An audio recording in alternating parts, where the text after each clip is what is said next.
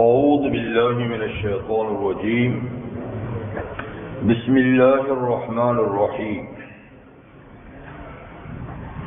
سورة طه طه ما أنزلنا عليك القرآن لتشقى إلا تذكرة لمن يخشى تنزيلا ممن خلق الأرض والسماوات العلى الرحمن على العرش استوى له ما في السماوات وما في الأرض وما بينهما وما تحت الثرى وإن تجهر بالقول فإنه يعلم السر وأخفى الله لا إله إلا هو له الأسماء الحسنى وهل أتاك حديث موسى إذ رأى نارا فقال لآلهم كثوا إني آنست نارا لعلي آتيكم منها بقبس أو وجد على النار هدى فلما أتاها نودي يا موسى إني أنا ربك فاخلع عليك إنك بالواد المقدس طوى صدق اللہ العظیم۔ سورۃ طہ کی آیت نمبر 1 سے 12 تک آیات آپ کے سامنے تلاوت کی گئی۔ سورہ طہ بھی مکی صورت ہے، یعنی ہجرت سے پہلے نازل ہوئی، اور اس کا زمانہ نزول تقریباً 6 نبوی ہے، یعنی حضور صلی اللہ علیہ وسلم کو نبوت ملنے کے 6 سال بعد کے عرصے میں یہ سورت نازل ہوئی۔ اور جیسا کہ مکی صورتوں کا موضوع ہے وہ اس کا بھی موضوع ہے، یعنی 4 مرکزی مضامین اس کے مرکزی موضوع کی حیثیت رکھتے ہیں۔ نمبر 1، اللہ تعالی کی توحید کا اثبات، شرک کی تردید۔ دوسری چیز رسالت کا اثبات، یعنی نبوت اور رسالت کا اثبات۔ تو اس سلسلے میں اس صورت میں سیدنا موسیٰ، ہارون، آدم اور جناب محمد الرسول اللہ صلی اللہ علیہ وسلم، ان 4 انبیاء کرام کا ذکر ہوگا۔ نبی کریم علیہ السلام کا نام تو نہیں آئے گا، لیکن آپ سے خطاب ہوگا سورت کے بالکل آخر، اور زیادہ تفصیل سے یہاں موسیٰ اور ہارون علیہ السلام کا ذکر ہوگا اس پوری سورت کے اندر، زیادہ تفصیل سے۔ اور تیسرا موضوع ہے اس بات معاد، یعنی قیامت جی۔ اور چوتھا اس کا موضوع ہے اللہ کی وحی کا اثبات، یعنی قرآن مجید اور دیگر کتابیں جو اللہ کی طرف سے وحی ہوئی ہیں، یہ مرکزی یعنی مضمون ہیں 4، اور اس کے علاوہ اور کئی مسائل بھی زیر بحث آئیں گے۔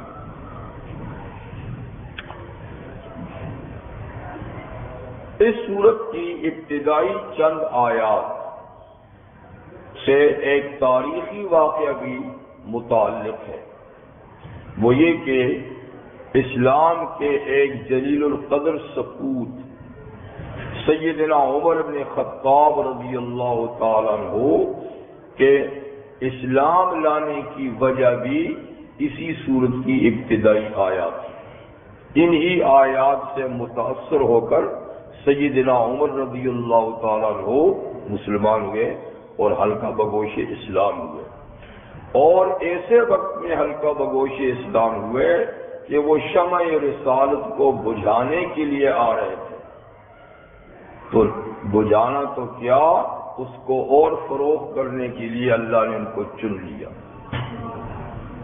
تو حضرت عمر رضی اللہ کی اسلام لانے کا واقعہ بھی 6 نبوی ہے، یعنی اس سورت کے نزول کے بعد ہی وہ مسلمان ہوئے، اور واقعہ شاید آپ نے بارہا سنا بھی ہوگا، لیکن پھر ذہنوں میں تازہ کرنے کے لیے تھوڑا سا عرض کر دوں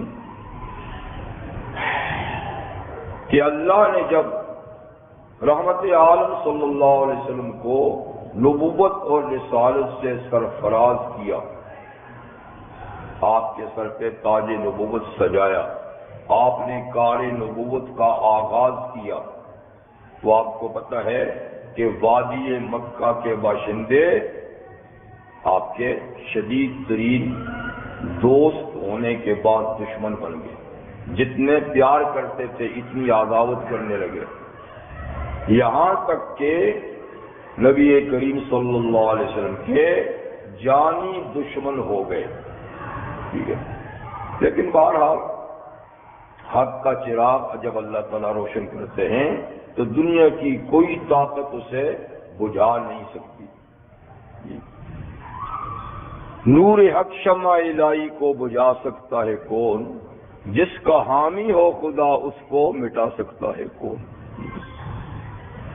تو بہرحال شدید مشکلات کے باوجود یہ سلسلہ جاری رہا، لیکن اس کے باوجود دشمنی بھی تیزی سے بڑھتی رہی، اور انہی شدید ترین مخالفین میں حضرت عمر ابن خطاب بھی تھے، ان سے بھی اسلام برداشت نہیں ہوتا تھا، نبی کریم علیہ السلام برداشت نہیں ہوتے تھے۔ آخر ایک دن انہوں نے فیصلہ کر لیا کہ یہ روز بروز کا جھگڑا مجھ سے نہیں دیکھا جاتا، اور آج تو میں شمع رسالت کو بجھا کے دم لوں گا۔ تو بڑے دلیر اور بڑے سخت قسم کے آدمی تھے، تو تلوار اٹھائی اور لہراتے ہوئے نکل گئے۔ رستے میں نعیم بن عبداللہ ان سے ملے جو مسلمان تھے، تو انہوں نے کہا کہ عمر یہ تلوار اٹھائے جا رہے ہو، خیر ہے کہاں جا رہے ہو؟ کہا یار یہ روز روز کی باتیں مجھ سے برداشت نہیں ہوتی جی، اور میں جا کر اس شخص کو ختم کرتا ہوں جس نے وادی مکہ میں ایک نیا دین شروع کیا ہے، بس مجھ سے یہ برداشت نہیں ہوتی۔ تو نعیم بن عبداللہ نے کہا کہ بھائی ان کو ختم کرتے ہو، ان کا روشن کیا ہوا چراغ تو تمہارے گھروں کو بھی روشن کر رہا ہے۔ کا کیا مطلب؟ کہ آپ کی بہن اور آپ کے بہنوئی بھی تو ان کے حلقے میں آ گئے ہیں، وہ بھی تو مسلمان ہو گئے۔ اس نے کہا اچھا میرے بہن اور میری بہن اور میرا بہنوئی بھی ان کے حلقے میں شامل ہو گیا ہے، پہلے تو پھر ان کی خبر لینی ہے۔ تو مڑ گئے، ان کے گھر کی طرف گئے، تو گھر کے دروازے پہ دستک دی تو اتفاق سے اس وقت اندر تعلیم ہو رہی تھی۔ حضرت خباب بن عرط رضی اللہ عنہ ایک صحابی ہیں جی، وہ اسی سورت کو ان کی بہن اور بہنوئی کو پڑھا رہے تھے گھر کے اندر۔ جب دستک دی تو دستک سے یہ اندازہ ہو گیا کہ عمر آیا، تو بڑی پریشانی ہوئی، جلدی سے انہوں نے وہ اوراق جن پہ یہ صورت لکھی ہوئی تھی کہیں چھپا دیے۔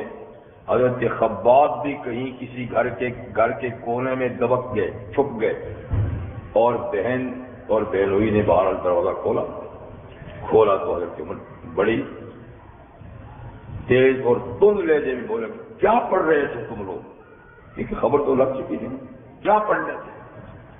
پہلے تو انہوں نے ٹلانے کی کوشش کی کہ نہیں آئیں بائیں کر دی کہ یہ وہ، لیکن نہیں سچ بتاؤ کیا پڑھ رہے تھے؟ میں نے سن لیا جو تم پڑھ رہے تھے۔ تو یہ کہتے ہی وہ بہن اور بہنوئی پہ پل پڑے اور خوب ان کی پٹائی شروع کر دی۔ پٹائی شروع کر دی تو جب پٹنے لگے تو ان کے جذبات بھی ابھر گئے، ان کے جذبات بھی ابھر گئے۔ انہوں نے کہا عمر، بہن نے کہا جس ماں باپ کا خون تجھ میں ہے مجھ میں بھی ہے، اور ہم دھڑلے سے کہتے ہیں کہ ہم ان کے غلام ہو چکے ہیں، ان کا دین قبول کر لیا ہے، ہم دونوں میاں بیوی مسلمان ہو چکے ہیں، اور تیری یہ مار پٹائی اور یہ گالی گلوچ ہمیں اس رائے حق سے پھیر نہیں سکتی، تو جو چاہے کر لے، ہم اس رائے حق کو چھوڑنے والے نہیں۔ جب ان کا یہ عزم بالجزم اور پکا ارادہ دیکھا کہ ہو یہ تو مال تجھ سے ہٹنے والے نہیں، تو کچھ حضرت عمر بھی ڈھیلے پڑ گئے. اور پھر بہن نے کہا بھی کہ میں بھی تو آخر اسی ماں باپ کی ہوں، تو مجھے سے ہٹا سکتا ہے کیا؟ تو کچھ ہو سکتا ہے کہ ان کا دل بھی نرم ہوا ہوگا پیٹتے پیٹتے، کچھ ان کے جذبے کے تحت بھی دب گئے. تو خیر انہوں نے پٹائی چھوڑ دی اور نرم پڑ گئے اور کہا کہ اچھا جو تم پڑھ رہے تو مجھے بھی لا کر دکھاؤ دیکھوں کیا پڑھ رہے تھے. تو بہن نے کہا وہ مقدس اوراد ناپاک ہاتھ میں نہیں جا سکتے، لا یمسہ الا المطہرون، وہ اللہ کی کتاب ہے، اس کو پاک لوگ ہی چھو سکتے ہیں. اگر تو واقعی ان اوراق کو دیکھنا چاہتا ہے پڑھنا چاہتا ہے تو پہلے غسل کر کے آپ خود کو پاک کر. تو وہ اتنے ڈھیلے پڑ گئے تھے کہ انہوں نے یہ بات بھی مانے کہ چلو کر لیتا ہوں. تو وہیں انہوں نے جا کے غسل کیا، پاک ہوئے آئے اور انہوں نے وہ اوراق جس چیز پہ بھی لکھے ہوئے تھے ان کے سامنے کیے. تو یہی آیتیں تھیں جو بھی تلاوت ہوئی. جب یہ پڑھی تو پڑھتے ہی عمر بدل گئے. کہا یہ تو بہت ہی مقدس کلام ہے، یہ تو بہت ہی مقدس کلام ہے. اچھا کتنے میں حضرت خباب جو چھپے ہوئے تو وہ بھی لکھ رہا ہے کہ آپ تو بات ہوگی جی، یعنی قرآن مجید کی تقدیس کے قائل ہو گئے، وہ بھی آگے. اور آتے ہی کہا عمر لگتا ہے کہ کل نبی کریم علیہ السلام نے جو دعا کی تھی وہ تجھ پر فٹ ہوگی. کہا کل کیا دعا کی؟ کہا کل میں نے خود سنا تھا آقا دعا مانگ رہے تھے اللہم اعز الاسلام باسلام عمرو بن ہشام اور باسلام عمر بن الخطاب. اے اللہ اسلام کو قوت عطا فرما، اسلام کو غلبہ عطا فرما، وادی مکہ کے دو آدمیوں میں سے کسی کو مسلمان بنا کر، یا عمر ابن ہشام یعنی ابو جہل کو یا عمر ابن خطاب کو، ان دونوں میں سے ایک کو مسلمان کر دے تو اسلام کو غلبہ حاصل ہوگا. کل یہ دعا کی تھی اور تو جو بھی ڈھیلا بن گیا ہے مطلب یہ کہ وہ اس نے اثر کر دیا ہے. تو اب ذرا اور بھی ڈھیلے ہو گئے. کہا اچھا بھائی پھر مجھے ان کے پاس لے چلو.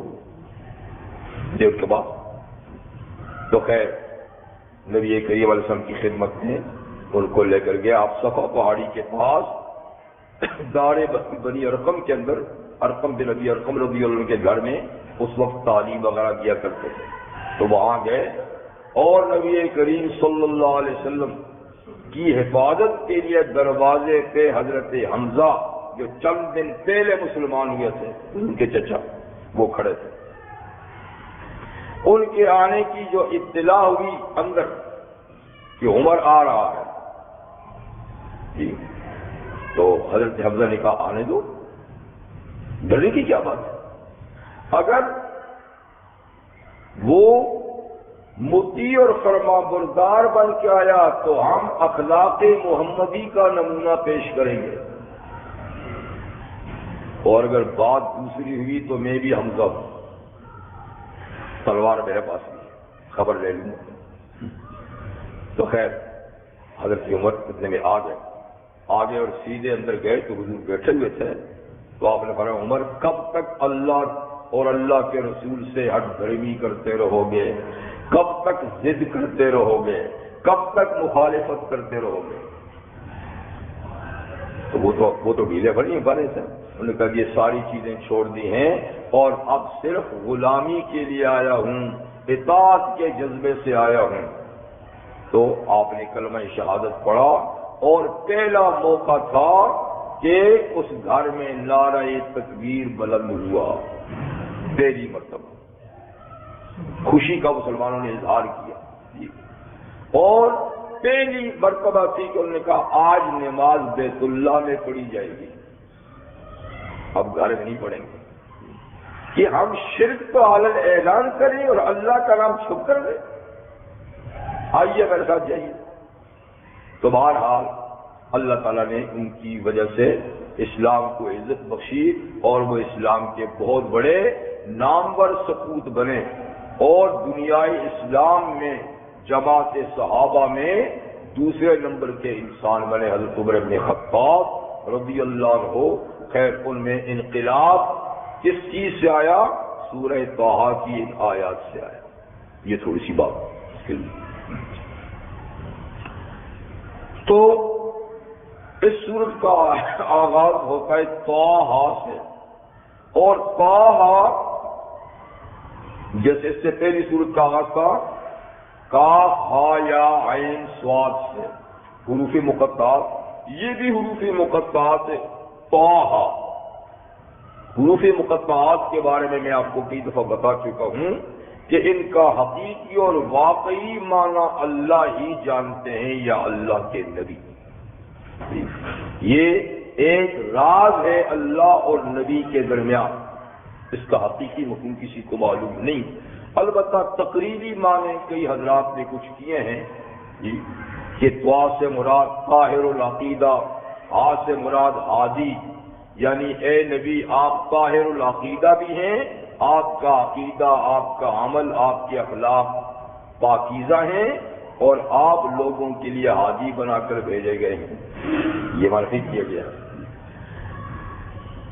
بعض حضرات کہتے ہیں کہ طٰہٰ یہ اللہ کے ناموں میں سے ایک نام ہے، لیکن بعض مفسرین کہتے ہیں کہ نہیں، طٰہٰ نبی کریم علیہ السلام کے ناموں میں سے ایک نام ہے.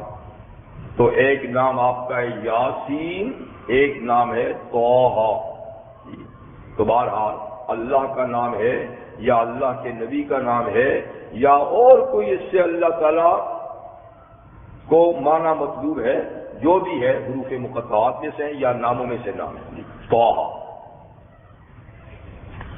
ما انزلنا علیک القرآن لتشقی،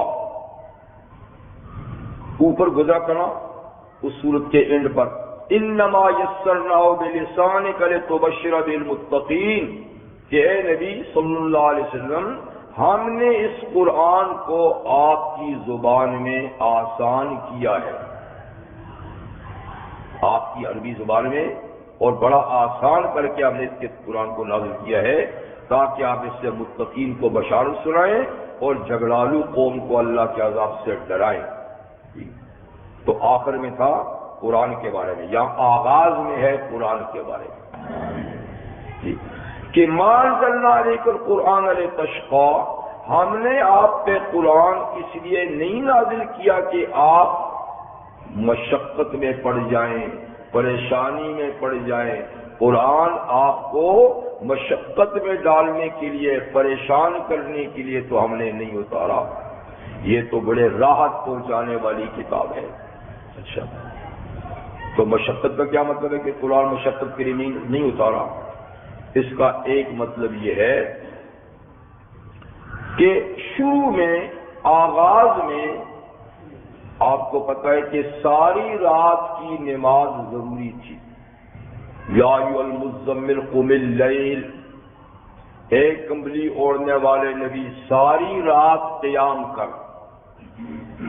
پھر تخفیف ہوگی الا قلیلا، مگر تھوڑا وقت آرام بھی کر. کتنا تھوڑا؟ نصف، آدھی رات قیام کر، آدھی سو جا. جی، اب انقص، یا اس سے بھی تھوڑا کم کر دے، اور زد، یا تھوڑا سا بڑھا دے. مطلب یہ کہ پوری رات نہیں، کچھ آرام کا وقت بھی نکالیے، لیکن پھر بھی رات بھر عبادت. اور نماز میں سب سے بڑی چیز جو ہوتی تھی نا، وہ قرآن مجید کی تلاوت. تو پھر نبی کریم علیہ السلام تلاوت بھی یوں تو نہیں کرتے تھے نا جیسے چند آیتیں ہم پڑھ کے بات ختم کر دیتے ہیں. نہ ہم میں سکت، نہ مقتدیوں میں سکت. نبی کریم علیہ السلام جب جماعت کی نماز پڑھاتے پھر تو مقتدیوں کا خیال رکھتے تھے اور مختصر، لیکن اپنی نماز پڑھتے تھے تو سورت پہ سورت، سورت پہ سورت. ایک رکعت میں سورہ بقرہ بھی، آل عمران بھی، سورہ نساء بھی، سورہ مائدہ بھی، ایک ہی رکعت میں. اور پڑھتے تھے بھی بالکل ایسا صاف صاف کہ ہر آدمی سمجھتا تھا کہ کیا پڑھ رہے ہیں، تیز بھی. اسی بنیاد پر آپ کے مبارک قدم سوج جاتے تھے، ٹانگیں سوج جاتی تھی، اور سردی کا موسم ہوتا تو پھٹ بھی جاتے تھے پاؤں. اس قیام سے، ٹھنڈے پانی سے وضو کیا تو لمبا قیام کیا جی۔ تو اللہ نے تسلی دی کہ ہم نے قرآن اس لیے نہیں اتارا کہ آپ مشقت میں پڑ جائیں، یعنی صحت کا بھی خیال کیجیے، ٹھیک ہے۔ بے شک آپ کی لذت قرآن کے پڑھنے میں بہت زیادہ ہے، آپ جب قرآن پڑھتے ہیں تو آپ کو جسم و جان کی پرواہ نہیں ہوتی، لیکن اتنی مشقت بھی نہ کرے، ایک مطلب یہ۔ دوسرا مطلب یہ ہے مشقت کے لیے قرآن نہیں اتارا، یعنی جب قرآن مجید جیسی کتاب آپ سناتے ہیں اور یہ کافر اس کے سننے سے بدکتے ہیں، بھاگتے ہیں، نفرت کرتے ہیں، تو آپ کے نرم اور نازک دل پر بہت تکلیف گزرتی ہے کہ لو میں بے لوث بے غرض ہو کر ان کو قرآن سناتا ہوں اور یہ پھر بھی نہیں سنتے جی، تو آپ کو بڑی تکلیف ہوتی ہے۔ لیکن ہم آپ کو تسلی دیتے ہیں کہ قرآن مشقت کے لیے نہیں اتارا، تو آپ کی اتنی تکلیف ان کے نہ ماننے سے نہیں ہونی چاہیے، یعنی آپ تسلی رکھیں، آپ حوصلہ رکھیں اور آپ اپنی ڈیوٹی انجام دیں، پھر آگے یہ جانیں ہم جانیں۔ انما علیک البلاغ وعلینا الحساب، آپ کے ذمے ہمارا پیغام پہنچانا ہے اور حساب کتاب لینا ہمارا اپنا کام ہے۔ کیوں نہیں مانا تھا ہم کو پوچھ لیں گے، تو آپ اتنی مشقت میں نہ پڑے۔ تو قرآن مشقت کے لیے نہیں، کس لیے ہے؟ الا تذکرۃ لمن یخشی، مگر قرآن کا نزول آپ پر اس لیے ہے کہ یہ تذکرہ ہے، یہ ایک یادداشت ہے، یاد کرنے کی چیز ہے۔ کس کے لیے؟ جو اللہ سے ڈرتا ہے، جو اللہ سے ڈرتا ہے وہ قرآن مجید کو ایک تذکرے کے طور پہ، یادداشت کے طور پہ، جیسے کسی محبوب اور پیارے کی کوئی تحریر آ جائے تو یادداشت کے طریقے سے بار بار آدمی اس کو کھولتا ہے، پڑھتا ہے اور اس سے لذت حاصل کرتا ہے۔ تو اللہ کا خوف رکھنے والوں، خشیت رکھنے والوں کے لیے قرآن یادگار ہے، اللہ کی یادگار ہے۔ اور قرآن کسی ایڑے غیرے کی کتاب نہیں جس سے بے توجہی کی جائے۔ تنزیل ممن خلق الارض والسماوات العلی، یہ عظیم الشان کتاب تو نازل کی ہے اس ذات نے جس نے زمین اور بلند و بالا آسمان پیدا کیے ہیں، جس نے یہ پست زمین اور اونچے آسمان پیدا کیے ہیں، یہ کتاب تو اس کی نازل کردہ ہے، یہ کسی انسان کی، کسی جن کی، کسی فرشتے کی کتاب نہیں کہ یوں ہی اس کو اٹھایا اور یوں ہی پڑھا اور چل دیے۔ ہاں، یہ ایسی بات نہیں، یہ غور و فکر کے لیے، تدبر کے لیے، عمل کے لیے نازل کی گئی ہے۔ اچھا، کس نے زمین اور اونچے آسمان بنائے؟ کس نے بنائے ہیں؟ کس کی کتاب ہے؟ الرحمن، اس کا نام نامی، اسم گرامی، صفاتی ناموں میں سب سے بڑا نام ہے رحمان، ذاتی نام ہے اللہ، صفاتی نام ہے کئی، ان میں ایک بہت بڑا نام ہے الرحمن۔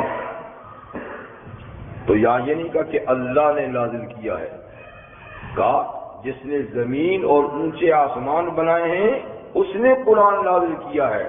پھر یہ نہیں کہا کہ اللہ، بلکہ کہا الرحمن۔ یہ کیوں؟ یہ بتانے کے لیے کہ قرآن حکیم کا نزول اللہ کی صفت رحمت کا مظہر ہے، یہ اس کی رحمت کا تقاضا ہے کہ اس نے یہ کتاب دی، بندوں پر رحمت کرنے کے لیے نازل کیا یہ کتاب، بندوں کے فائدے کے لیے کتاب نازل کی ہے۔ نازل کرنے والا کون ہے؟ بڑا ہی مہربان، جو بہت بڑا مہربان ہو تو اس کی طرف سے جو ہدایت آتی ہے وہ کیا ہوتی ہے؟ وہ سراپا رحمت اور شفقت ہوتی ہے۔ تو قرآن کا نزول یہ باعث رحمت اور شفقت ہے، جیسے کہ قرآن مجید کے ناموں میں سے ایک نام بھی رحمت ہے۔ قرآن کا ایک نام کیا ہے؟ رحمت، ہدم و رحمت۔ تو الرحمن وہ ذات قرآن کو نازل کرنے والی، وہ رحمان ہے۔ کہاں ہے؟ قال علی العرش استوى، وہ عرش پر مستوی ہے۔ رحمان کہاں ہے؟ عرش پر مستوی ہے۔ عرش کیا ہے؟ یہ کئی دفعہ گزر چکا ہے، پچھلی صورت میں بھی دو دفعہ گزر چکا ہے یہ۔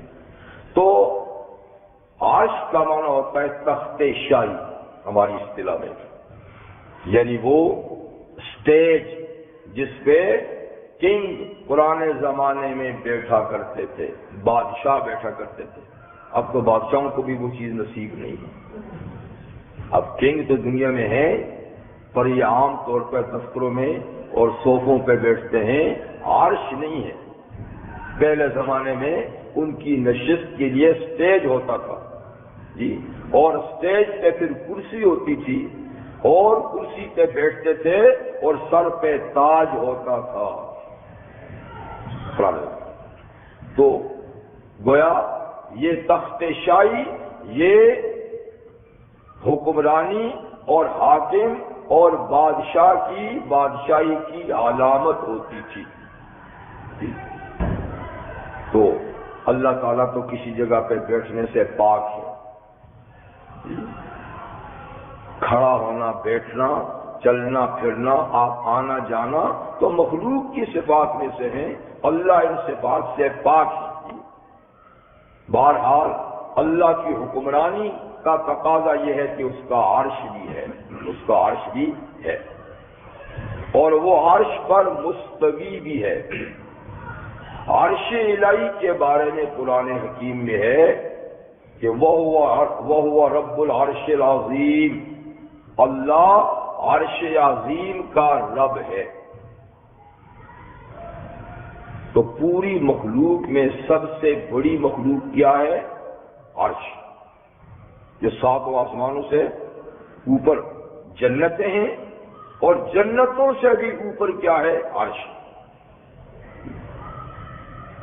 اور وہ ساری مخلوق میں سب سے بڑی مخلوق ہے عرش، اس لیے عرش عظیم کو کہا جاتا ہے۔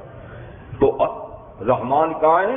علی العرش استوى، عرش پر مستوی ہے۔ مستوی کہتے ہیں اصل میں برابر ہونے کو۔ تو اللہ کا عرش پہ مستوی ہونا یہ متشابہات میں سے ہے۔ قرآن مجید میں دو طرح کی آیات ہیں، ایک محکمات، ایک متشابہات، جو سورہ آل عمران کے آغاز میں اللہ تعالیٰ نے فرمایا ہے۔ محکمات وہ آیات ہیں جن کا معنی بالکل واضح ہے، جن کا مطلب بالکل واضح ہے، اور تھوڑی سی توجہ سے آدمی اس کو سمجھ سکتا ہے۔ تو تمام قرآن مجید میں اکثر آیات، زیادہ تر آیات محکمات ہیں جن سے یعنی شریعت کی احکامات یا عقائد ان سے متعلق ہیں۔ متشابہات ان آیات کو کہتے ہیں کہ جن کے معنی کی وضاحت نہیں، یا تو سرے سے معنی ہی معلوم نہیں، یا لفظی معنی تو معلوم ہے لیکن اس کی مراد اور اس کا مطلب معلوم نہیں۔ ٹھیک ہے، تو وہ آیات متشابہات کے جن کا معنی بھی معلوم نہیں، وہ حروف مقطعات، الف لام میم، الف لام را، طٰ وغیرہ، ان کا تو معنی بھی معلوم نہیں، اور جن کا لفظی معنی معلوم ہے لیکن مطلب معلوم نہیں، وہ ایسے ہی ہے جیسے کہ رحمان کا عرش پہ مستوی ہونا۔ یہ تو معلوم ہے کہ رحمان عرش پہ مستوی ہے، پر کیسا مستوی ہے ایسے معلوم۔ جیسے قرآن مجید میں اللہ کے ہاتھ کا ذکر ہے، اللہ کے چہرے کا ذکر ہے، اللہ کی کنڈلی کا ذکر ہے، لیکن یہ ایسا ہاتھ، ایسا چہرہ، ایسی کنڈلی جو مخلوق کی ہے نہیں، وہ کیسی ہے وہ اللہ ہی بہتر جانتے ہیں۔ تو یہ متشابہ ہے۔ اس لیے امام مالک رحمۃ اللہ علیہ سے کسی نے پوچھا کہ رحمان عرش پر مستوی ہے، اس کا کیا مطلب ہے؟ کہ جیسے آدمی تخت شاہی پہ بیٹھتا ہے کہ ایسا بیٹھا ہوا ہے، کوئی کرسی، جیسے اللہ کی کرسی بھی ہے، لیکن کیا وہ کرسی پہ بیٹھے ہوئے؟ کیا کرسی ان کے اسٹیج پہ لگی ہوئی ہے؟ نہیں، یہ تو عبارت ہے اس کی حکمرانی سے، لیکن اس کا آپ نے کیا فرمایا؟ الاستواء معلوم، کہ استواء کا معنی تو معلوم ہے، کہ استواء کا معنی کیا ہے؟ برابر ہونا، یہ اس کا معنی معلوم ہے جی۔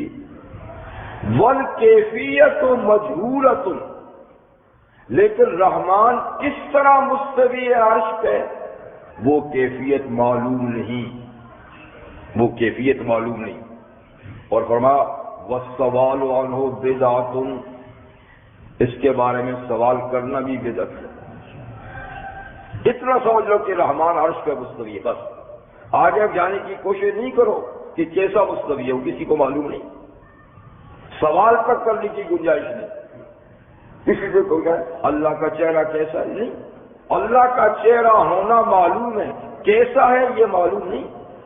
اللہ کا ہاتھ ہونا معلوم ہے، کیسا ہے یہ معلوم نہیں۔ یا جس طریقے سے آتا ہے کہ اللہ رات کے پچھلے پہر آسمان دنیا پہ جلوہ گر ہوتے ہیں، تو اس کا مطلب نہیں کہ عرش سے اتر کے کوئی یہاں آتے ہیں، آسمان کے اوپر آنا تو معلوم ہے، کیفیت معلوم نہیں، سمجھے بات؟ تو اس طرح کی کئی چیزیں متشابہات میں سے ہیں، اور جو لوگ گمراہ ہوتے ہیں وہ پھر اسی کے مطلب کے پیچھے پڑتے ہیں کہ اس کو ڈھونڈتے تلاش کرتے ہیں جس کا پتہ ہی نہیں، اور جو اصل احکامات ہیں وہ ان سے رہ جاتے ہیں۔ تو حکم یہ ہے کہ محکمات پہ عمل کرو اور متشابہات پر صرف ایمان رکھو، بس۔ تو قرآن نازل کرنے والا وہ ہے جس نے زمین اور 7 اونچے آسمانوں کو بنایا، اس کا نامی اسم گرامی رحمان ہے، اور وہ عرش پہ مستوی ہے، جیسے اس کی چار کے ساتھ لائے تھے۔ لہو ما فی السماوات و ما فی الارض، اس میں اللہ تعالیٰ کی قدرت کا بیان ہے،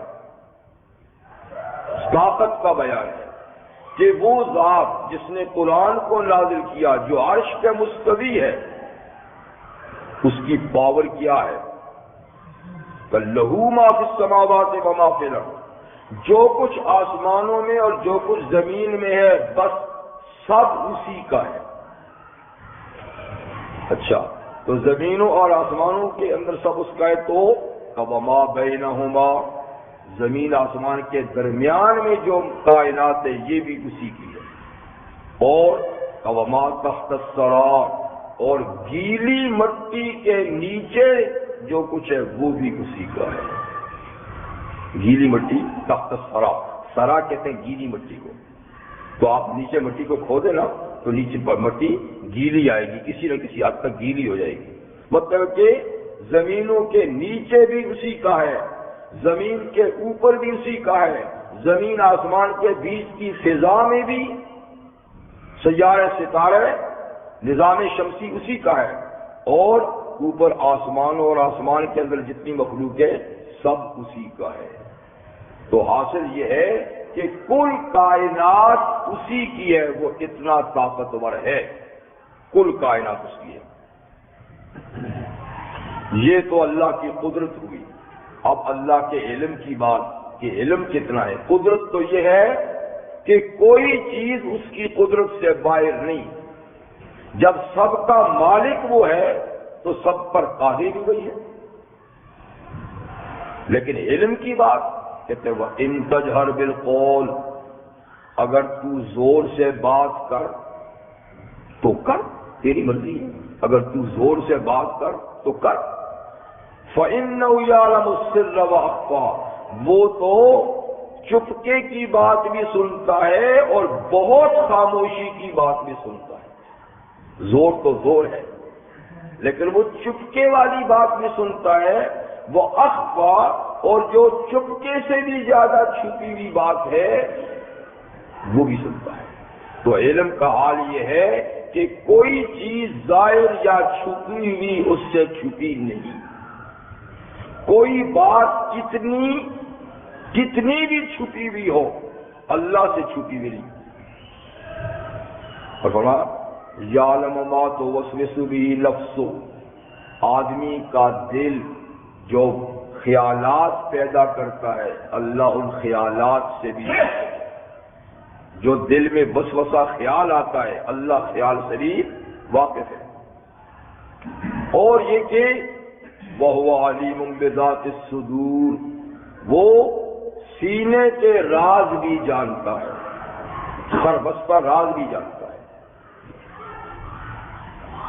وہ اللہ کا علم اتنا وسیع ہے، اور اللہ کی بصارت اور دیکھنا بھی اتنا ہے کہ ایک حدیث میں ہے کہ سیاہ مٹی کے نیچے، گیلی مٹی کے نیچے، یعنی سب سے نیچے اگر صاف پتھر ہو، ملائم پتھر ہو، جیسے کہ آپ کا پالش کیا ہوا پتھر ہو، اور اس کے اوپر چمٹی چل رہی ہو، تو اس کے پاؤں کی چاپ بھی سنتا ہے، اس کے پاؤں کی چاپ جو ساتویں زمین سے بھی نیچے انتہا جہاں مٹی کی ہو، وہاں چکنا پتھر ہو، سنگ مرمر پالش کیا ہوا جی، اور اس کے اوپر چھوٹی سی چمٹی چل رہی ہو، تو اللہ کی نظروں سے بھی پوشیدہ نہیں، اور اس کی قدموں کی چاپ بھی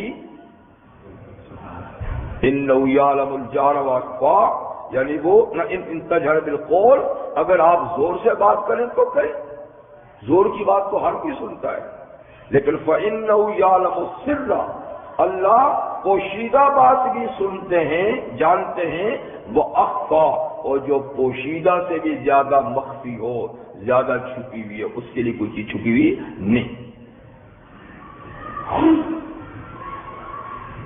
اس ذات کی صفت کیا تھی؟ الرحمن، اب اس ذات کا نام آ رہا ہے اللہ۔ وہ کون ہے؟ اس قدرت والا، اس علم والا کون ہے؟ اللہ۔ ان کا نام، ذاتی نام ہے اللہ۔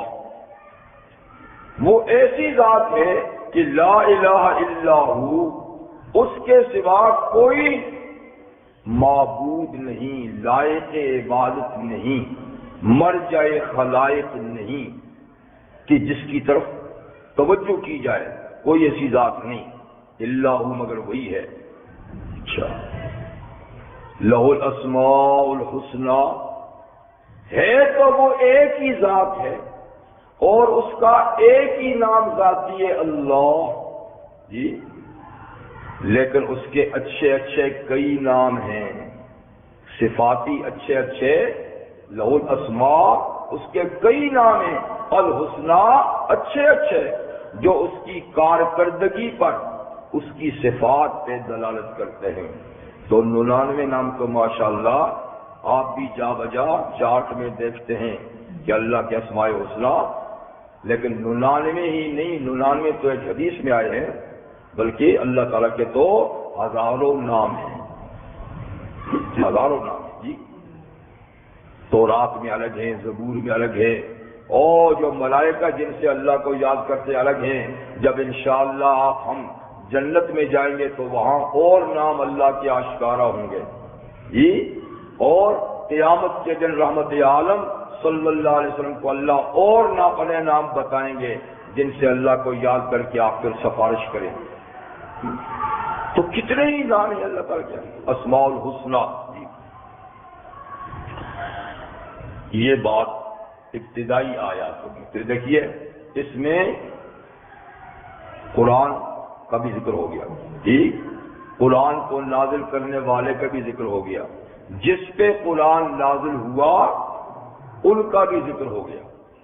تو 3 عقیدے تو ان آیتوں میں آگے نا وہ مرکزی جی، قرآن کی صداقت، نبی کی صداقت اللہ کی توحید، یہ تینوں باتیں آ گئی، اور ضمنی طور پہ ساتھ ساتھ قیامت کا، لیکن اس کی وضاحت آگے آئے گی۔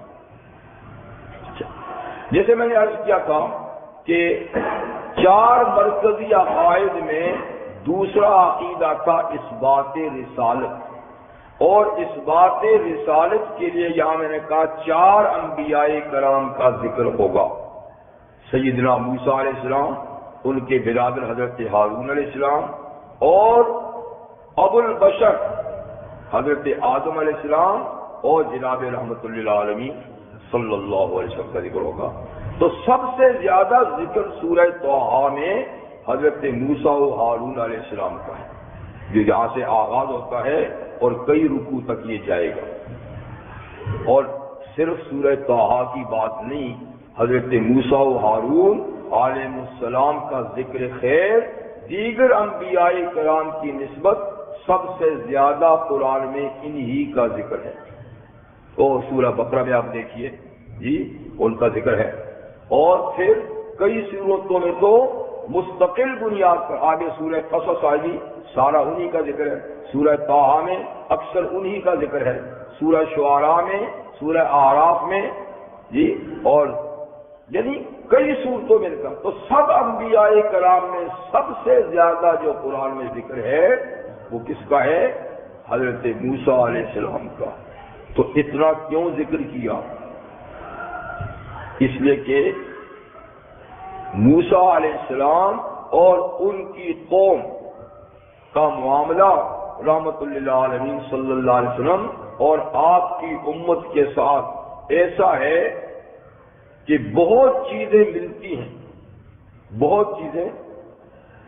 تو نبی کریم علیہ السلام اور آپ کی امت کے لیے ایک نمونے کے طور پر اس قصے کو بار بار دہرایا جا رہا ہے تاکہ ان سے تسلی حاصل کرے کہ حضرت موسیٰ علیہ السلام کو دشمن سے کتنی اذیت پہنچی، فرعون سے، اور پھر آگے خود اپنوں نے کتنا ستایا بنی اسرائیل نے۔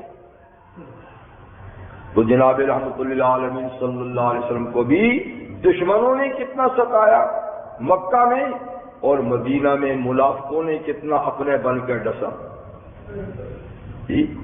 تو بتانا یہ ہے کہ جیسے میرے ان نبیوں نے حوصلہ نہیں ہارا، مشن نہیں چھوڑا، کمزوری نہیں دکھائی، اور بڑی سی بڑی طاقت سے ٹکراتے رہے، آپ کو بھی یہ پیش ہوگا، آپ کو بھی ایسا ہی کرنا ہوگا۔ اور جیسا نتیجتاً ان کے دشمن کو ہم نے ڈبو دیا، ٹھیک ہے، ختم کر دیا، اور موسیٰ علیہ السلام کا بول بالا ہوا، تو آپ کے دشمن بھی ختم ہو جائیں گے اور آپ کا بول بالا ہوگا۔ تو آقا کے زمانے میں ایسے ہی ہوا، اور آج امت کو بھی وہی معاملات درپیش ہیں۔ اگر امت اپنے مشن پہ قائم رہے اور مخالفین کی مخالفت کی پرواہ نہیں کرے گی تو انشاءاللہ جیت ان کی ہوگی۔ لیکن اگر ہم دب گئے، ڈر گئے، دبک گئے اور ہم نے مداہنت شروع کر دی، کچھ لو کچھ دو کی پالیسی، تو پھر تو معاملہ نہیں چلے گا۔ تو یہ ہمارے حوصلے کے لیے اللہ تعالیٰ یہ ساری چیزیں بیان فرماتے ہیں، ہمیں اس سے حوصلہ اور تسلی حاصل کر کے اپنے مشن کو چلانا ہے۔ تو لیجئے، یہاں حضرت موسیٰ علیہ السلام کے واقعے کا آغاز پیدائش سے نہیں ہو رہا، نبوت کے عطا سے ہو رہا ہے۔ سورہ قصص میں ان کا قصے کا آغاز پیدائش سے ہو رہا ہے، ٹھیک ہے نا، اور یہاں نبوت سے ہو رہا ہے، لیکن اس کی تھوڑی سی ابتدا کہ حضرت موسیٰ علیہ السلام فرعون، جس کا نام تھا رامسیس، فرعون تو لقب کسی شخص کا نام نہیں، فرعون مصر کے ہر حکمران کا لقب ہوتا تھا۔ اسی طرح فرعونہ مصر کے کئی فرعون، لیکن اب جب ہم بولتے ہیں تو اس سے وہی ایک مراد ہوتا ہے جو موسیٰ علیہ السلام کے زمانے میں تھا، لیکن وہ اس کا نام تھا رامسیس، اور وہ ان فرعین مصر میں سب سے زیادہ بدترین شخص تھا، اور ایک کافر اعظم تھا، اور جس نے خود کو علل اعلان کہا تھا کہ میں بڑا رب ہوں۔ اس نے یعنی اللہ نے رب ہونے کا اعلان کیا تھا اور خود اپنی پوجا پاٹ کراتا تھا، تو اس کی اصلاح کے لیے اللہ نے موسیٰ علیہ السلام کو بھیجا۔ موسیٰ علیہ السلام اور ان کی قوم بنی اسرائیل دراصل مصری نہیں تھے، مہاجر تھے، ان کا اپنا وطن تھا شام، فلسطین، لیکن یعقوب علیہ السلام یوسف علیہ کے زمانے میں یہ وہاں پہنچے اور پھر 500-600 سال تک وہاں رہے۔ تو اصل قوم کی قبطی، اور یہ فرعون تھا قبطی، تو اس نے بڑا ظلم و ستم بنی اسرائیل پہ شروع کر دیا۔ یہ خود مشرک لوگ تھے، بنی اسرائیل البتہ مسلمان تھے، تو ان کے ساتھ صدیوں تک ظلم ہوتا رہا۔ لیکن کبھی صدیوں تک ظلم ہوتا ہے اور اس کے بعد اللہ ظلم کو مٹانے کے لیے کوئی صورت پیدا فرماتے ہیں، اور ہم تو کہتے ہیں کہ کل ہوا تھا آج ہی کچھ ہو جائے۔ ہم کہتے ہیں یہ مرتے کیوں نہیں، یہ تباہ کیوں نہیں ہوتے، انہوں نے یہ کر دیا۔ ارے بھائی ابھی کیا ہوا؟ آپ پیچھے کی ذرا سیرت پڑھیں، تاریخ پڑھیں، جی صدیوں تک لوگوں پر امتحانات گزرے، پھر کہیں جا کر پلٹا کھایا۔ تو اللہ تعالیٰ سورہ قصص میں فرماتے ہیں کہ فرعون بڑا ہی متکبر تھا اور اس نے ایک جماعت یعنی بنی اسرائیل کو مظلوم بنا کر رکھا ہوا تھا اور اپنی قوم کی ان کو مسلط کر رکھا تھا۔ تو ایک زمانہ گزر گیا تو ہم نے وَنُرِيدُ أَن نَّمُنَّ، پھر ہم نے ارادہ کیا اس زمانے کے بعد کہ ہم کسی بھی قوم پہ احسان کریں، مظلوم قوم پہ احسان کریں، جی۔ اور پھر اس میں کیا ہوا؟ حضرت موسیٰ کو پیدا کیا۔ حضرت موسیٰ کی ولادت سے پہلے فرعون کو نجومیوں نے، کاہنوں نے اس کے کان میں پھونکا تھا کہ جس قوم کو تو نے غلام بنا رکھا ہے، اسی کا ایک بچہ تیرے اقتدار کے خاتمے کا ذریعہ بنے گا۔ ہاں ہاں بالکل۔ تو ان پر تو بڑا اعتماد کرتے تھے نا، ان نجومیوں کاہنوں پر۔ ڈر گیا، خدا ہو کر بھی ڈر گیا اور اپنی مظلوم قوم کے بچے سے ڈر گیا۔ یہ نا جھوٹ تو جھوٹ ہے نا، میں نے کہتا میں تو خدا ہوں، مجھے کون ہلا سکتا ہے؟ ڈر گیا تو ایک بے عقلی کا آرڈیننس جاری کر دیا، بے وقوفی کا۔ وہ کیا کہ جتنے بچے پیدا ہوں ان کے سب کو قتل کرو۔ بھائی انہوں نے تجھے کہا ہے کہ پیدا ہوگا اور تیرے اقتدار کے زوال کا باعث بنے گا، یعنی یہ ہو کے رہے گا، تو روک نہیں سکے گا۔ لیکن پھر اس کی بے وقوفی دیکھو، یعنی جو پیدا ہو سب کو قتل کرو۔ تو ہزار کوئی 90,000 تک بچے قتل کرا دیے۔ پھر کسی نے کان میں بات ڈالی کہ بے وقوف آدمی، یہی قوم تو تمہاری خدمت کرتی ہے، تمہارے کام آتی ہے، بچے تو ان کے ختم کر رہا ہے، نسل کشی کر رہا ہے، بڑے بوڑھے مر جائیں گے، بچے رہیں گے نہیں، تو تمہارے کام کون کرے گا؟ ہاں یہ بات بھی ہے۔ تو پھر اور پاگلوں والا چل کے اچھا پھر 1 سال بچے جو پیدا ہو ان کو قتل کر دیا کرو اور 1 سال والوں کو چھوڑ دیا کرو۔ یہ نہیں سوچا کہ وہ بچہ اسی سال میں کہیں نہ پیدا ہو جائے۔ خیر یہ تو ایسی بات ہوتی ہے۔ تو حضرت ہارون اس سال پیدا ہوا جس سال بچے قتل نہیں ہوتے تھے، وہ تو ٹھیک تھا۔ موسیٰ علیہ السلام کو اللہ نے اس سال پیدا کیا جس سال بچے قتل ہوتے تھے۔ خیر اللہ حفاظت کرنا، جسے اللہ رکھے اسے کون چکے، جی۔ تو بچہ پیدا ہوا، ماں کو فکر ہوئی، اللہ نے تسلی کا پیغام دیا کہ فکر نہیں کر، اور اگر اس کے کارندے آئیں بچے کو قتل کرنے کے لیے تو اس کو صندوق میں پیک کر کے دریا میں بہا دیں۔ کر دیا، بہن کو کاش کو لے جا دریا میں ڈال دینا، ذرا اجنبی بن کے دیکھتی بھی رہنا کہ جاتا کدھر ہے صندوق۔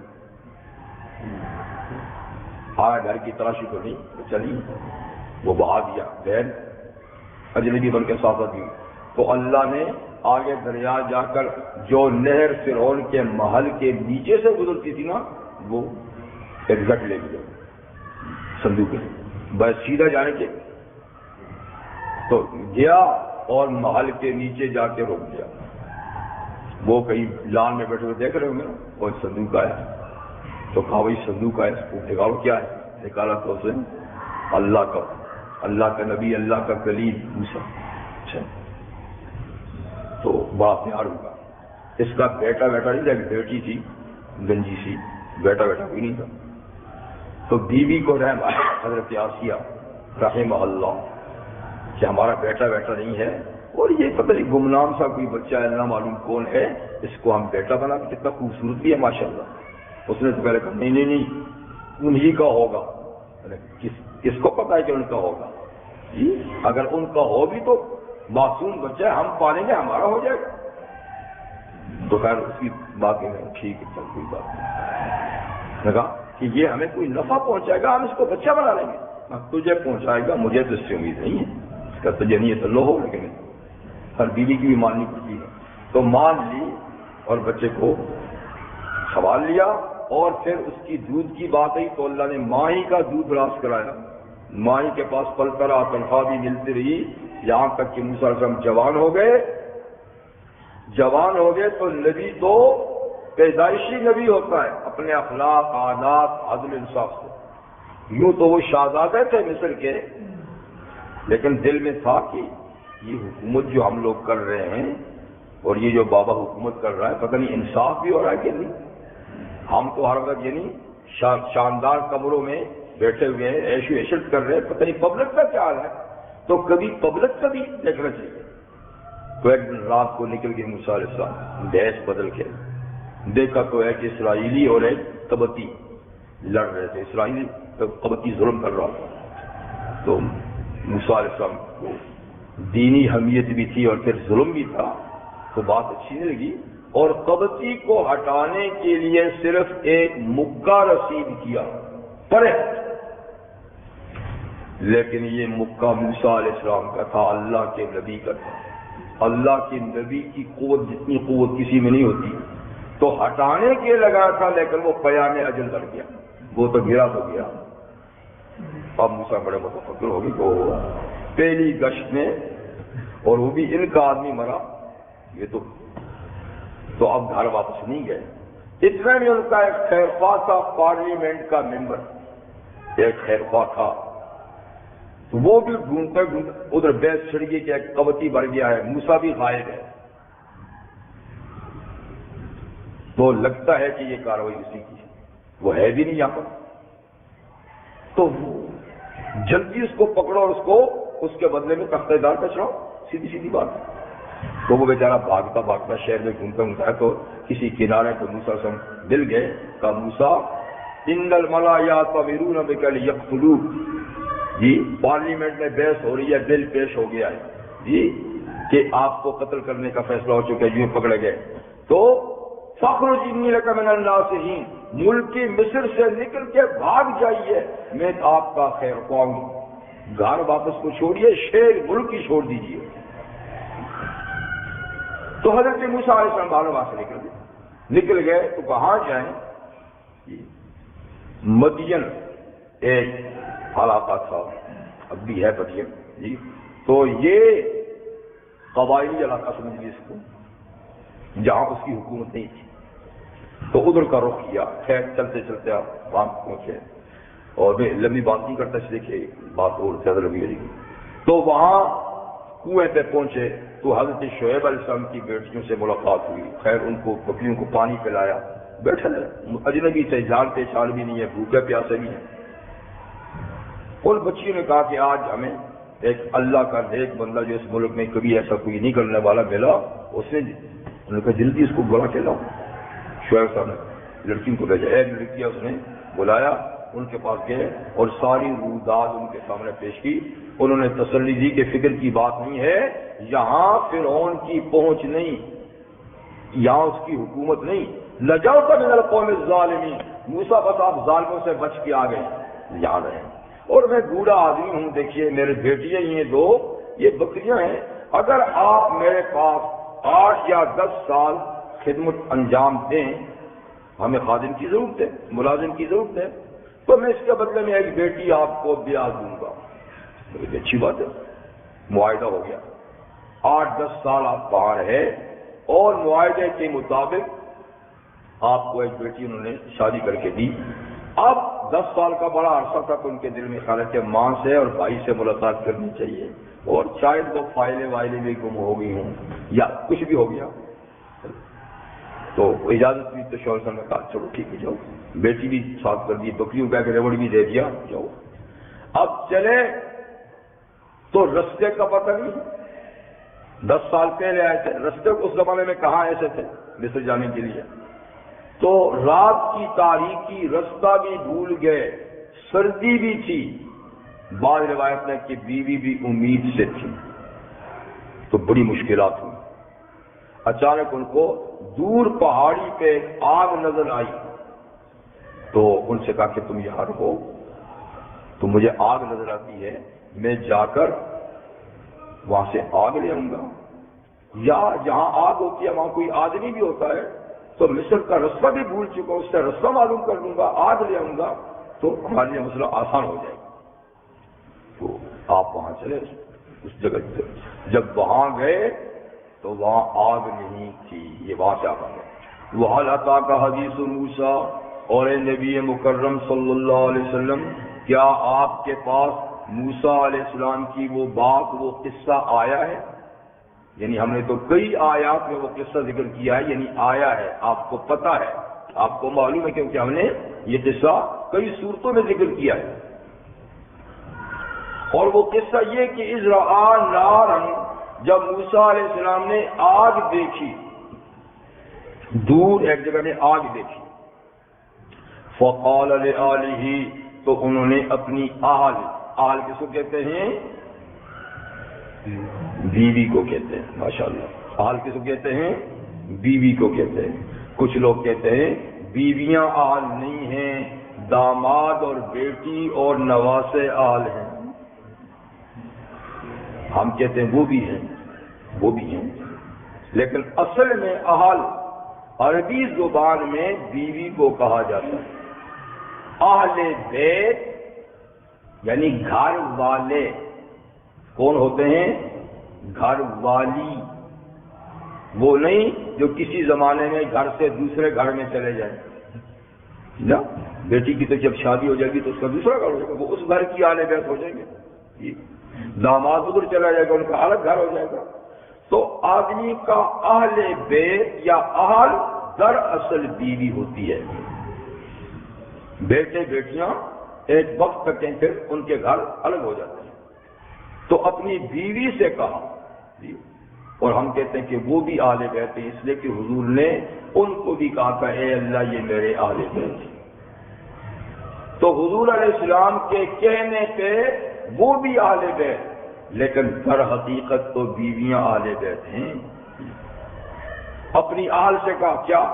امکثو، تم لوگ یہیں ٹھہرے رہو، جہاں سے آگ نظر آئی یعنی یہیں ٹھہرے. اب یہ سوال پیدا ہوتا ہے کہ ایک بیوی تھی تو اس کے لیے تو عربی میں تو امکثی واحد کا صیغہ، یہ تو جمع کا صیغہ ہے اور ہے بھی مذکر. امکثو، تم سب یہاں ٹھہرے رہو. تو ایک بیوی اور تم سب یہاں ٹھہرے رہو کیا مطلب ہوا؟ تو اس کا جواب یہ کہ جیسے ہماری اردو زبان میں ادباً ایک آدمی کے لیے بھی جمع کا صیغہ استعمال ہوتا ہے. آپ تشریف لائے ہیں، مطلب کیا کہنا چاہیے؟ تو آیا ہے، لفظ تو آیا ہے. لیکن ادب کیا ہے؟ آپ تشریف، آپ جمع ہے، تشریف لائے بھی جمع ہے، ہیں یہ بھی جمع ہے. تو ادباً ایک کے لیے بھی جمع کا لفظ استعمال ہوتا ہے. ایک بات تو یہ تو یہ اصل اللہ کے ایک نبی کی بیٹی ہے اور ایک نبی کی بیوی ہے، تو اگر ادباً انہوں نے جمع کا لفظ کہہ دیا، ہم ہی تو کہتے ہیں جی. دوسری بات یہ کہ بعض مفسرین نے لکھا ہے کہ ایک بیوی نہیں تھی، 2 بچے بھی تھے پہلے سے، یا ایک بچہ یا 2 بچے بھی تھے، اور ایک ساتھ میں بکریوں کے ریوڑ کا محافظ ملازم بھی تھا. تو اگر یہ بات ہے تو پھر تو جمع کا لفظ ہو ہی گیا نا. کہ بیوی بھی ہے، بچہ بھی ہے، ملازم بھی ہے، تو جمع ہو گیا. اور فرض کریں کہ ایک بیوی ہی تھی تو بھی ادباً اس کے لیے جمع کا صیغہ استعمال ہوتا ہے، بیسی بات ہے جی. تو خیر ان سے کہا تم یہاں ٹھہرے رہو.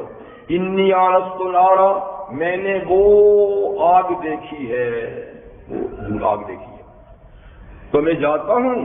لعلی آتیکم من آب قبس، شاید کہ میں تمہارے پاس وہاں سے آگ کا کوئی شعلہ لے کر آؤں. اور یہاں آگ جلائیں، آگ تاپیں گے بھی، اور مطلب کیڑے مکوڑوں سے بھی بچیں گے، ورنہ تو اندھیرا ہے، گپ اندھیرا ہے جی. او اجد علی النار ہدا، یا آگ نہ لا سکا کیونکہ دور جگہ ہے، آتے رستے میں بجھ گئی نہ پہنچ سکی، تو یا میں اس آگ کے پاس کسی رہنما کو پاؤں گا تو رہنمائی تو حاصل کر لوں گا، رستہ تو معلوم کر دوں گا نا. تو یا وہاں کوئی ہادی مل جائے گا رستہ بتانے والا، یا آگ ہی لے آؤں گا. تو یہ کہہ کر تشریف لے گئے، ان کو بٹھا کے چلے گئے. اب وہاں گئے تو وہاں تو معاملہ ہی اور تھا. خدا کے دین کا موسیٰ سے پوچھئے احوال. گئے تھے آگ لینے، پیمبری مل گئی.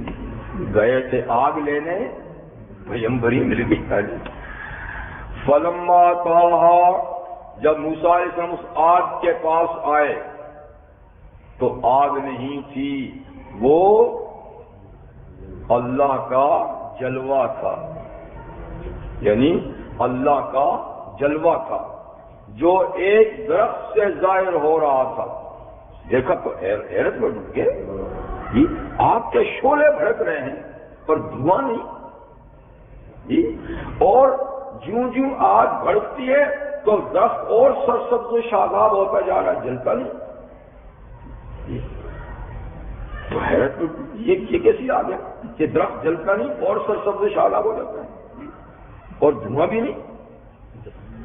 تو بہرحال قریب گئے کہ کوئی شاید شاخ آگ کی ٹوٹ کے گرے تو میں اٹھا لوں لے جاؤں.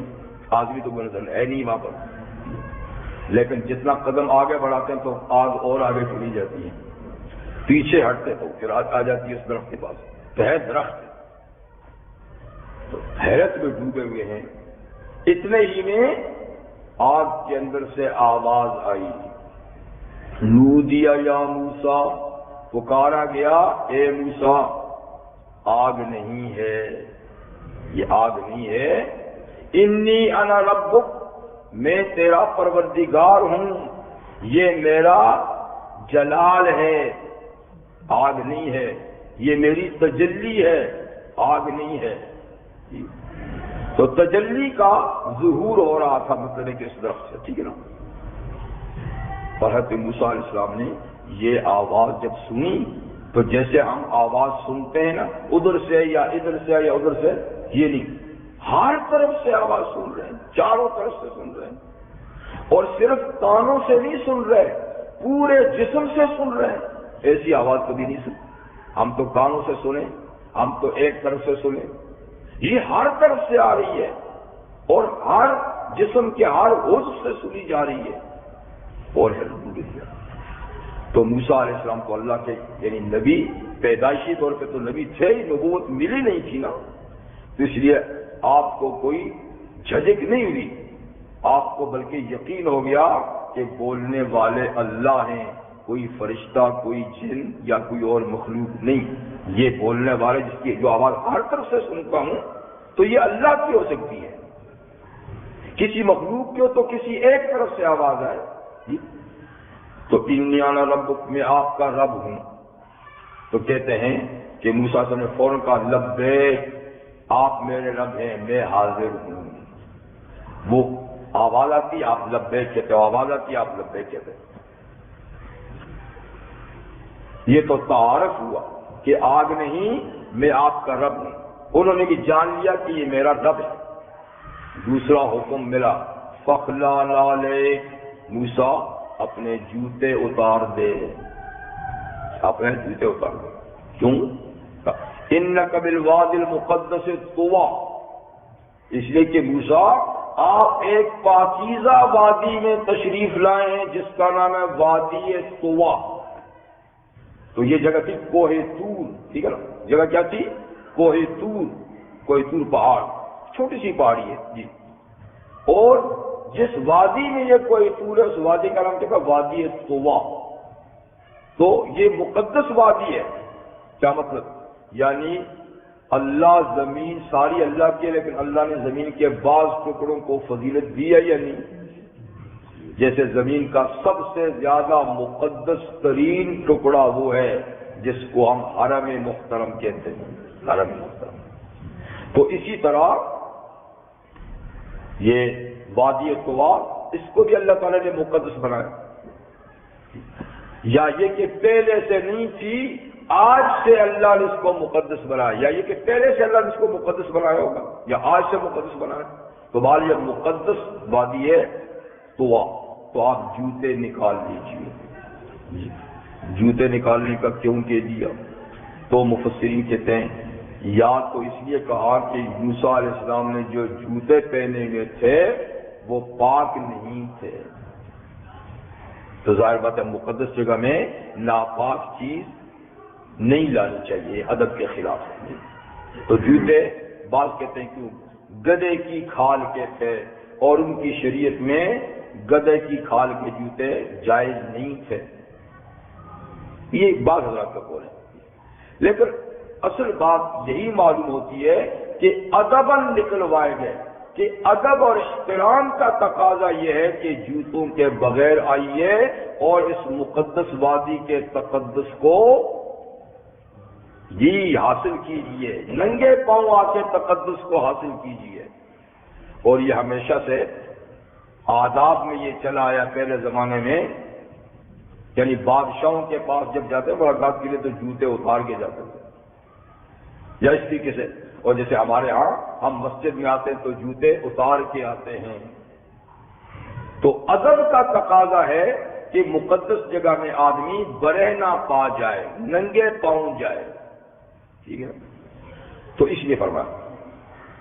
ورنہ دوسری بات یہ ہے کہ ہماری اس شریعت میں تو جوتے اگر آپ کے صاف ہیں تو آپ پہن کے آ سکتے ہیں اور اس میں نماز تک بھی پڑھ سکتے ہیں اگر جوتے آپ کے پاس ہیں. اور دوسری بات یہ ہے کہ جوتا یعنی ادب کی بات الگ ہے، جواز کی بات الگ ہے. ادب تو یہ کہ آپ مسجد میں آتے تو جوتا نکال کے آئیں، لیکن جائز ہے کہ جوتا صاف ہے تو آپ آ کر اس میں نماز بھی پڑھ سکتے ہیں. خود رحمت عالم صلی اللہ علیہ وسلم نے صحابہ نے جوتوں میں ان کے جوتے بھی تو سادے سے جوتے ہوتے تھے. اور پھر عرب کا ملک ریت ہی ریت، مٹی ہی مٹی، وہاں گندگی کہاں لگے؟ ہمارے گلی کوچوں میں کوئی آ جائے تو پھر ماشاءاللہ ہاں دیکھیے پھر کیسے جوتے پاک رہتے ہیں، گندگی ہی گندگی جی. تو آپ ان جوتوں اور ان گلیوں کو ان مقدس گلیوں پر قیاس مت کیجیے. تو خیر حضور صلی اللہ علیہ وسلم نے ایک دفعہ جوتے میں نماز پڑھائی، صحابہ نے پڑھی کہ اچانک آپ نے جوتے اتار دیے نماز کے اندر اور کنارے پر رکھ کے نماز. صحابہ نے بھی اتار دیے نماز کا فرمایا کہ جوتے اتارے کیوں؟ جی آپ نے جو اتارا تھا، آپ نے اتارا تھا، ہم نے اتار دیا. کہا بھائی مجھے تو نماز میں جبریل نے کہا تھا کہ آپ کے جوتے میں تھوڑی سی گندگی ہے تو میں نے اتار دیا، تمہارے جوتے تو پاک تھے. تو معلوم کہ جوتا اگر پاک ہے، پاؤں اس میں مڑ جاتا ہے تو اس میں نماز بھی جائز ہے. اور یہ کہ ہماری شریعت میں سوائے انسان کی کھال اور سور کی کھال کے ہر جانور کی کھال صاف کرنے کے بعد پاک ہو جاتی ہے. اس سے جوتا بھی بنا سکتے ہیں، اس سے جائے نماز بھی بنا سکتے ہیں، اس کو آپ کوٹ بھی بنا سکتے ہیں، جو چاہے بنا. ہر جانور کی کھال پاک ہے، ہڈیاں پاک ہیں، پٹھے پاک ہیں. اور ہر حرام جانور کو اگر آپ ذبح کر دیں تو گوشت بھی پاک ہے، حلال نہیں. پاک ہے۔ پاک کا مطلب ہے کہ وہ گوشت ذبح کرنے کے بعد اگر آپ کے جسم یا کپڑے کو لگ گئے تو وہ ناپاک نہیں ہوگا، اس لیے کہ ناپاک بہنے والا خون ہے وہ تو آپ نے ذبح کر کے نکال دیا۔ تو حرام جانور کا ذبح کرنے کے بعد گوشت بھی پاک ہے، حلال نہیں، چمڑا بھی پاک ہے، حلال نہیں، ہڈیاں بھی پاک ہیں، پٹھے بھی پاک ہیں، جن میں روح نہیں ہوتی، ٹھیک ہے۔ تو کیونکہ نبی کریم نے فرمایا کل احاب نزاع دو دیگا فقط طہورا، چمڑے کو جب دباغت دے دی جائے یعنی اس کی رطوبت ختم کر دی جائے کسی بھی چیز سے تو وہ پاک ہوگا۔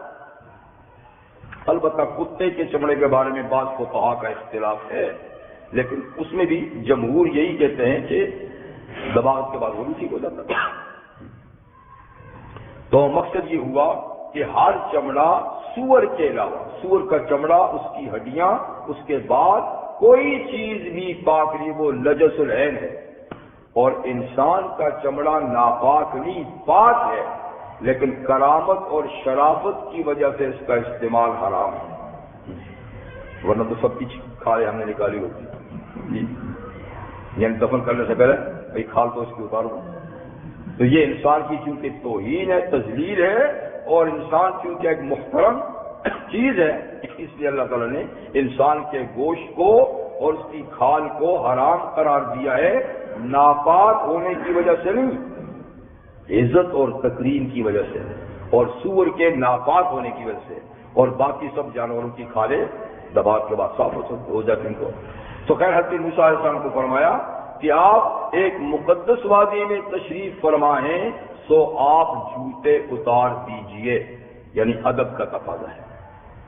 لیکن یہاں ایک بات کہ رحمت للعالمین صلی اللہ علیہ وسلم جب سفر معراج پہ تشریف لے گئے تھے اور آپ بہت اونچے مقام پہ پہنچ گئے تھے، لیکن آپ کو جوتے اتارنے کا حکم نہیں دیا گیا تھا۔ یہ فرق مراتب کی بات ہے، فرق مراتب کی بات ہے، اللہ بہتر جانے کیا حکمت ہے۔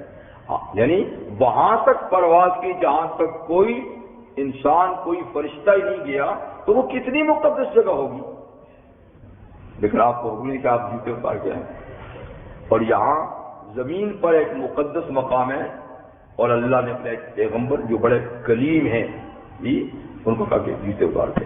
تو خیر جوتے اتارنا دو وجہ سے ہوتا ہے، یا ناپاک ہونے کی وجہ سے یا ادب اور احترام کی وجہ سے۔